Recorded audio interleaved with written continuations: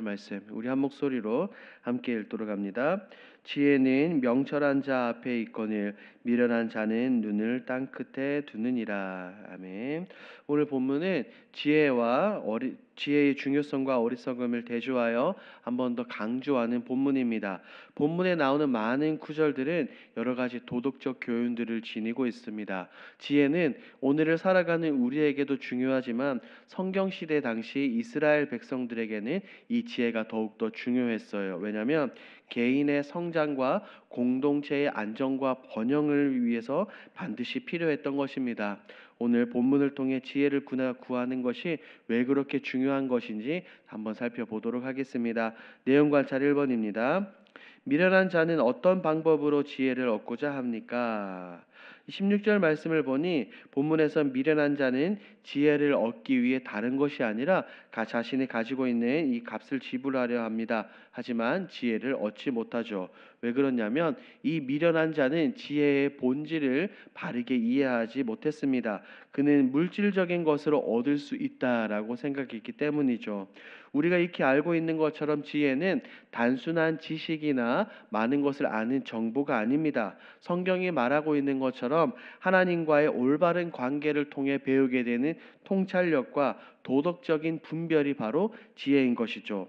어떻게 보면 또 다르게 보면 영적인 것일 수 있습니다. 하지만 미련한 자는 이것을 알지 못하며 외적인 것으로 다른 것을 통해 지혜를 얻으려고 합니다. 2번입니다. 지혜는 어디에서 찾을 수 있습니까? 24절 말씀을 보니 지혜와 어리석음의 차이를 강조하고 있네요. 지혜를 찾는 자와 어리석은 자의 대조를 분명하게 우리에게 보여주고 있습니다. 지혜는 어디 먼 곳이나 다른 곳, 엉뚱한 곳에서 찾을 수 있는 것이 아닙니다. 성경이 말하고 있는 것처럼 명철한 자의 가까운 곳, 즉 하나님의 말씀과 하나님의 가르침 가운데 지혜가 있다는 겁니다. 이런 지혜는 어떻게 얻을 수 있습니까? 하나님을 경외함으로부터 얻을 수 있는 참된 지혜입니다. 하나님을 믿는 사람들은 하나님을 경외하며 말씀을 통해 이런 지혜를 우리가 얻고 구해야 하는 겁니다. 반면에 미련한 자는 이 진리를 깨닫지 못합니다. 앞서 1번 16절에서 우리가 살펴본 것처럼 24절에서도 이 미련한 자는 세상의 다양한 것들을 통해 지혜를 얻고 지혜를 구하려고 합니다. 본문에서 말하는 눈을 땅끝에 둔다라는 이 의미는 이 미련한 자는 관심이나 주의를 말합니다. 분별력 없이 눈을 여기저기 돌리며 엉뚱한 곳에서 헤맨다는 거예요. 우리는 이런 미련한 자의 모습을 보며 지혜를 찾는 올바른 방법을 알 수 있게 되는 겁니다. 영구와 묵상입니다. 명철한 자의 앞에 지혜가 있다는 것은 어떤 의미입니까? 이 영구와 묵상은 앞선 2번과 연결이 되죠. 지혜를 찾고자 하는 이가 지혜를 어디에서 발견하는지를 보여주는 중요한 본문이기 때문입니다. 먼저 이 명철한 자, 본문에 말하는 명철한 자는 상황을 이해하고 모든 것을 분별할 수 있는 능력을 가진 사람을 말합니다. 지혜를 다른 곳이 아니라 자신이 알고 있는 이 진리와 원칙 속에서 그것을 발견하게 되는 거죠. 여기에서 보면 앞에라는 단어가 매우 중요합니다. 하나님의 말씀 앞에, 하나님의 말씀 속에서 지혜와 진리를 찾고 그것이 늘 자신의 앞에 있다고 깨닫는 자가 바로 본문이 말하는 명철한 자입니다. 지혜는 숨겨져 있는 것이 아닙니다. 지혜는 분명하게 드러나 있어요. 우리의 일상생활 가운데 우리가 노력만 하면 언제든지 발견할 수 있는 겁니다. 우리의 삶의 현장 가운데 말씀을 통해 하나님과의 관계를 통해 하나님께서 주시는 지혜를 얻을 수 있습니다. 그러니 우리는 성경이 말하는 명철한 자가 되기 위해서는 먼저 하나님과의 깊은 관계를 맺어야 된다는 겁니다.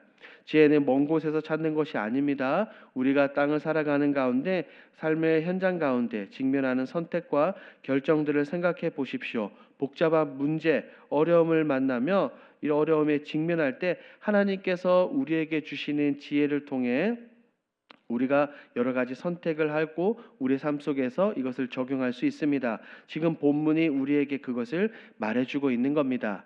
느낀 점을 봅니다. 참된 지혜는 물건처럼 살 수 있는 것이 아니라 하나님을 경외할 때 얻을 수 있다는 말씀에서 무엇을 느낍니까? 이 솔로몬의 잠언에서 많은 것들을 깨닫고 느낄 수 있습니다. 먼저 지혜의 근원은 다름 아닌 하나님이라는 사실이죠. 성경이 말하는 참된 지혜는 하나님을 경외함으로부터 나온다는 것을 우리는 잠언 설교를 통해 각 장들을 통해 명확하게 깨닫게 됩니다. 세상의 지혜는 어떻습니까? 불완전하고 한계가 있지만 우리 하나님의 지혜는 영원하고 완전한 것을 계속해서 깨닫습니다. 더불어 이런 지혜는 다른 곳에서 찾을 수 있는 것이 아니라 하나님과의 친밀함, 하나님과의 깊은 관계를 통해서 우리가 얻을 수 있어요. 하나님을 경외한다는 것은 단순히 하나님을 두려워한다는 것을 넘어섭니다. 하나님과의 깊은 관계 가운데 하나님의 뜻을 이해하고 하나님의 마음을 알고 그 마음대로 하나님의 마음대로 우리가 삶 가운데 순종하게 되는 겁니다. 하나님과 더 가까워질 때 우리가 지혜를 얻게 되며 우리는 성경이 말하는 명철한 자가 된다는 것을 깨닫죠. 이런 지혜는 나의 노력, 우리의 노력으로 얻어지는 것이 아니라 하나님께서 우리에게 주시는 은혜의 선물이라는 것을 다시금 깨닫습니다. 미련한 자처럼 돈으로 살 수 있는 것이 아니라 하나님께서 사랑하는 하나님의 자녀들, 하나님의 백성들에게 나눠주시는 선물과도 같은 것이 아닌가라고 생각을 해봅니다. 우리는 그 지혜를 얻기 위해 날마다 하나님께 기도하고 말씀 앞에 엎드리고 말씀을 묵상하며 성령의 인도함을 따라 살아야 되는 것이 아닌가라고 이렇게 생각을 해봅니다. 이렇게 하나님의 뜻을 따라 살아가는 것이 진정으로 지혜로운 사람들입니다. 적용입니다. 내가 하나님의 말씀이 아닌 세상의 지혜를 구하다 어려움을 겪은 적은 언제입니까? 예전에 회사를 다니며 많이 바빴습니다. 직장에서 스트레스와 바쁜 일정으로 신앙생활이 소홀해지기 시작을 했죠. 주일 예배에는 참여했지만 그 외에 모임들, 소그룹이나 성경 공부에 참여하는 것은 부담으로 다가왔어요. 너무나 피곤해서 예배에 집중하지 못했습니다. 그래서 생각해낸 것이 주일에 예배만 드리고 집으로 돌아가 휴식을 취하며 시간을 보냈습니다. 이 방법이 에너지를 더 회복할 수 있을 것이라고 생각했기 때문입니다. 하지만 시간이 지날수록 영적으로 더 무기력해졌고 열정이 식어졌으며 하나님과의 관계가 더 멀어지는 것 같았습니다. 분명히 주일에 쉬는 시간은 많았지만 마음속의 불안함과 공허함은 오히려 점점 커졌고 신앙생활이 형식적으로 되어버렸습니다. 결국 제 생각이 틀렸다는 겁니다. 세상의 지혜는 무엇입니까? 몸을 쉬는 것이 좋다고 말하지만 성경이 말하는 진정한 쉼과 회복은 어디에 있습니까? 하나님 안에 있는 겁니다. 그것을 발견하게 되었죠. 말씀과 기도 안에서 진정한 쉼과 회복을 찾아야 된다는 것을 깨닫고 다시 열심을 내어 신앙생활을 하게 되었습니다. 아마도 저와 같이 이런 이런 부분들이 많이 있으리라고 생각합니다. 그럴 때 나와 내 생각과 세상의 지혜가 아니라 하나님의 말씀 안에서 하나님과의 관계 안에서 쉼과 회복을 누리며 참 자유를 누려야 된다는 겁니다. 결단입니다. 성경에서 말하는 참된 지혜를 가진 명철한 자가 되기 위해 무엇을 실천하겠습니까?